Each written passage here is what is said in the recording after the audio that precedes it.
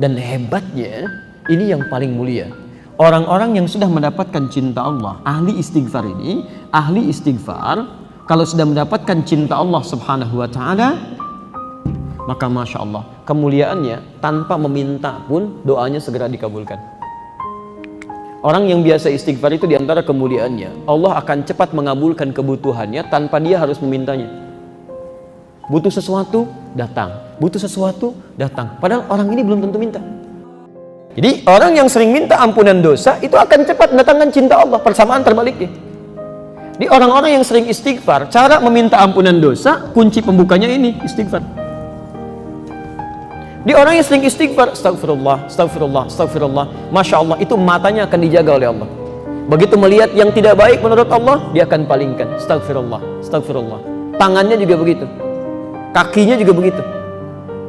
Dan hebatnya, ini yang paling mulia. Orang-orang yang sudah mendapatkan cinta Allah, ahli istighfar ini, ahli istighfar, kalau sudah mendapatkan cinta Allah Subhanahu wa Ta'ala, maka Masya Allah, kemuliaannya tanpa meminta pun doanya segera dikabulkan. Orang yang biasa istighfar itu diantara kemuliaannya, Allah akan cepat mengabulkan kebutuhannya tanpa dia harus memintanya. Butuh sesuatu, datang. Butuh sesuatu, datang. Padahal orang ini belum tentu minta.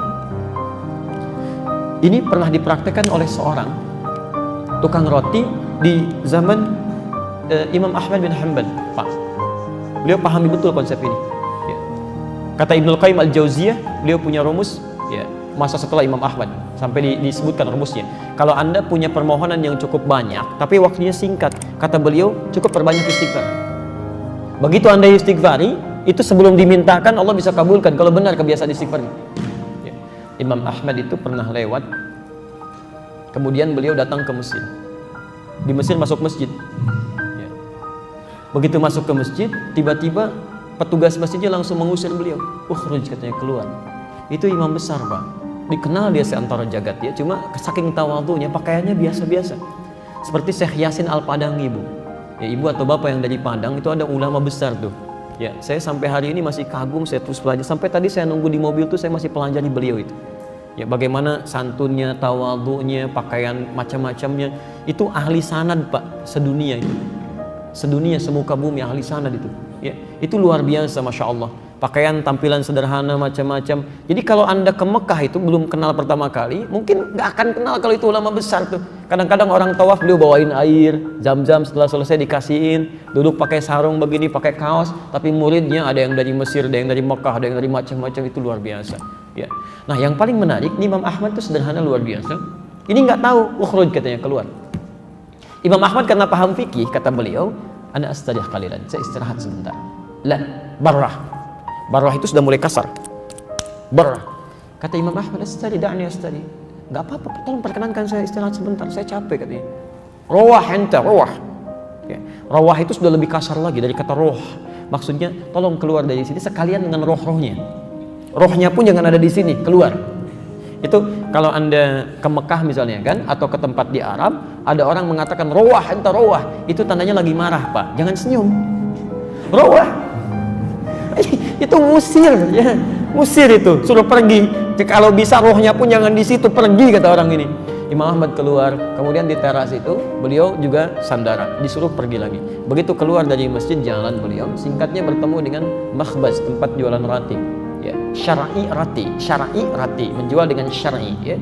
Baik, dia setiap datang orang lewat melihat, Masya Allah, kalimatnya bagus sekali. Imam Ahmad lewat dipanggil, Syekh istari mana? Syekh, tolong istirahat di sini dulu. Kelihatannya capek kan ya. Begitu bikin, perhatikan beda antara syar'i roti dengan syar'i roti. Yang ini setiap diaduk begini, astagfirullah. Dibikin begini, astagfirullah. Ini astagfirullah, selalu istighfar. Kata Imam Ahmad, ya Syekh, ma faidatu istighfarika?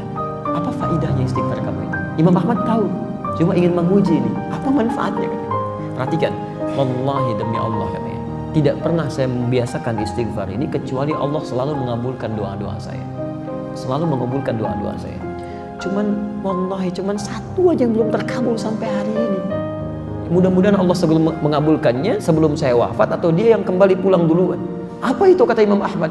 Wallahi saya bermohon kepada Allah supaya bisa dipertemukan dengan Imam Ahmad bin Hanbal sebelum saya meninggal, atau beliau yang meninggal duluan. Kata Imam Ahmad, Allahu Akbar, rupanya saya diperjalankan ke Mesir ini, masuk ke rumah Allah sampai diminta keluar sampai ke sini gara-gara istighfar kamu ini, katanya. Jadi bisa digerakkan gitu.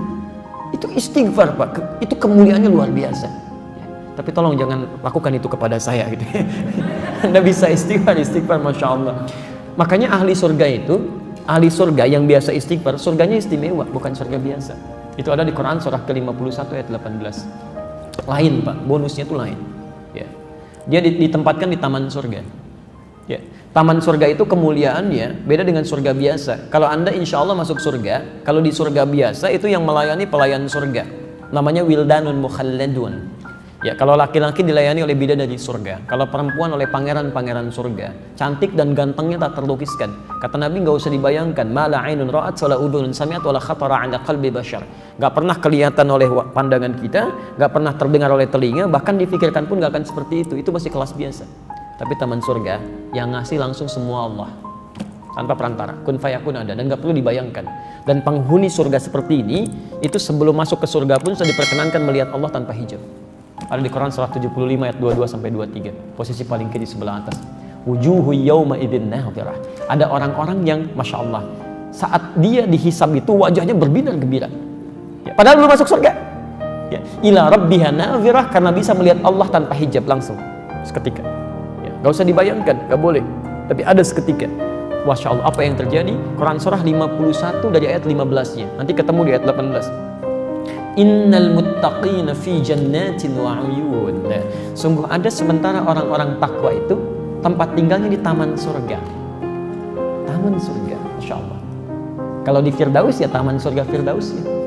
Indahnya luar biasa. Ada karakteristik yang bisa anda bumikan tuh nilainya dalam kehidupan orang di bumi.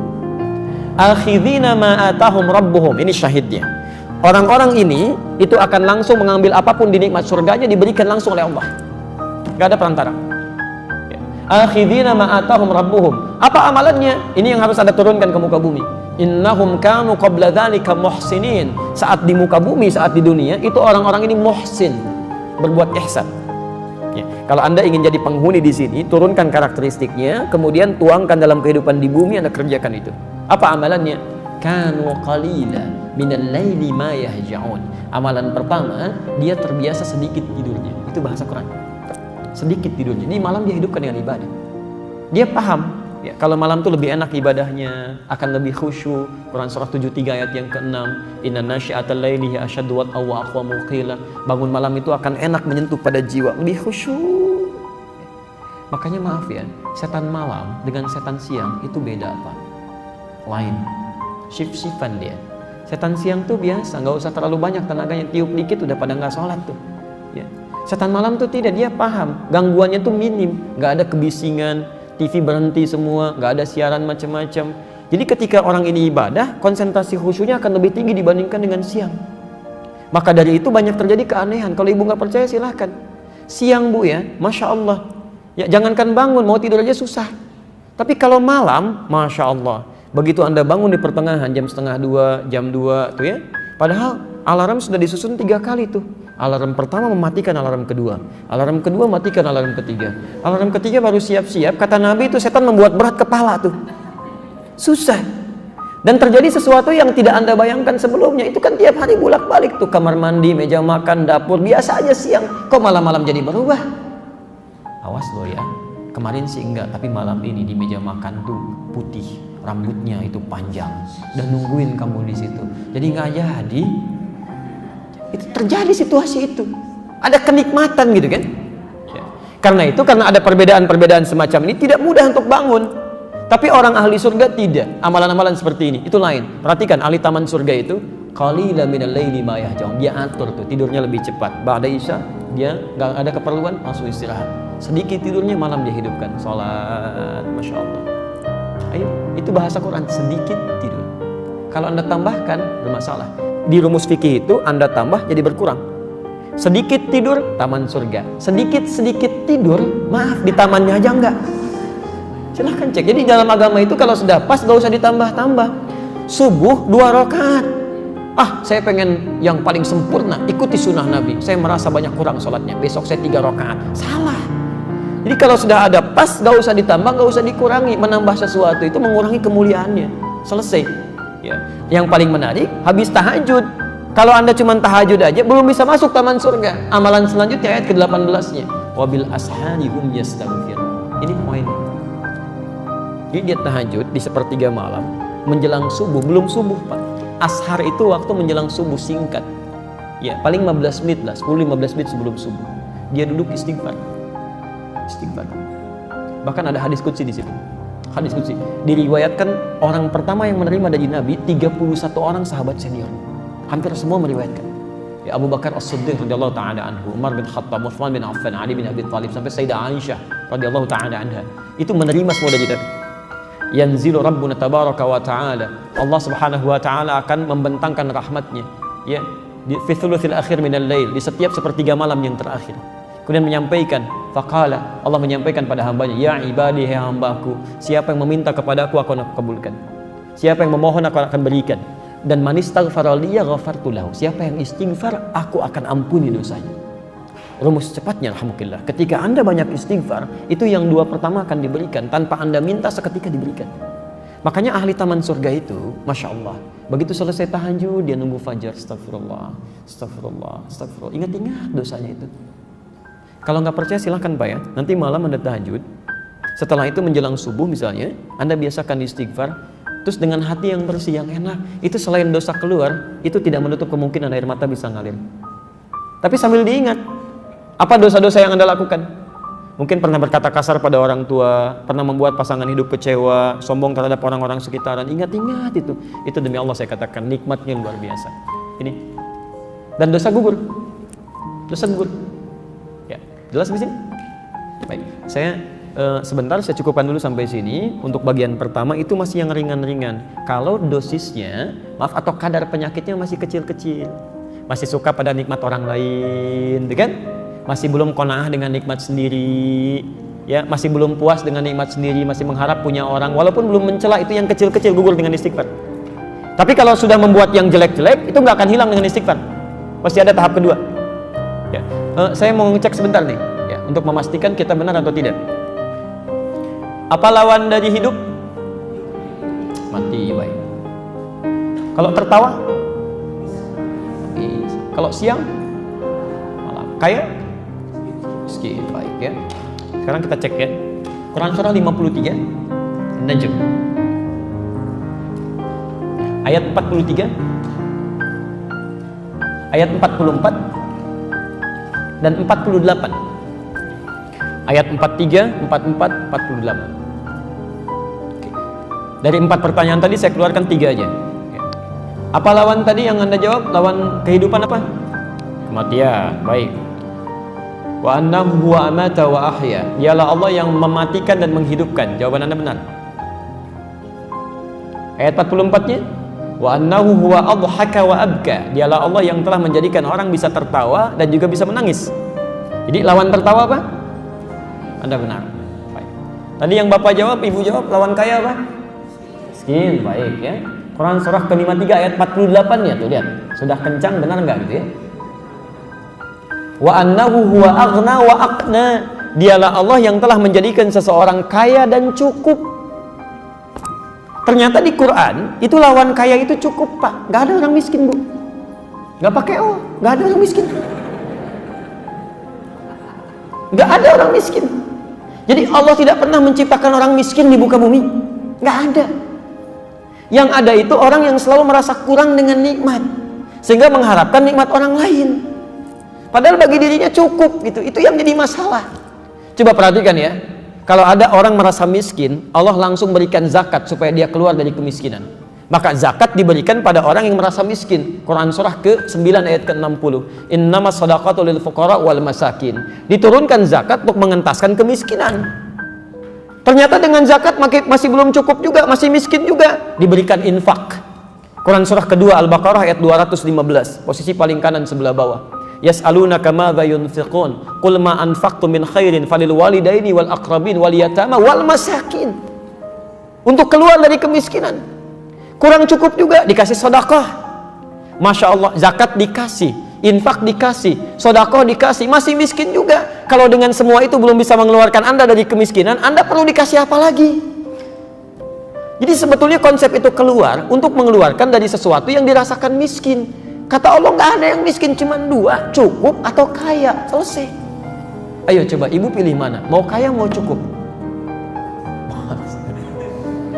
Alhamdulillah, tuh ada pilihan, cukup kaya kan.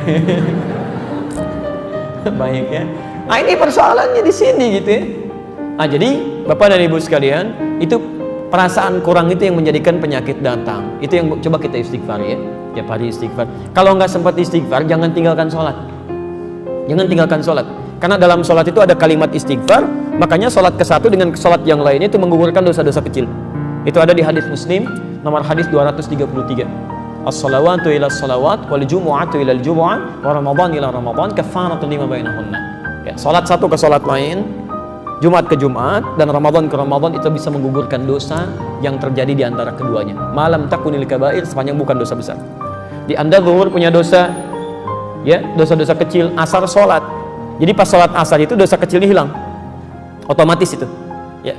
Kenapa salah satunya? Karena saat Anda salat Anda mengucapkan kalimat istighfar. Bukankah ruku kita mengucapkan istighfar? Subhanakallahumma bihamdika, Allahumma gfirli. Sujud Anda istighfar. Kalau Anda baca subhana rabbiyal a'la, bukankah duduk di antara dua sujud baca istighfar? Kalimat pertama dalam duduk di antara dua sujud apa? Rabbil firli, itu istighfar. Jelas ya?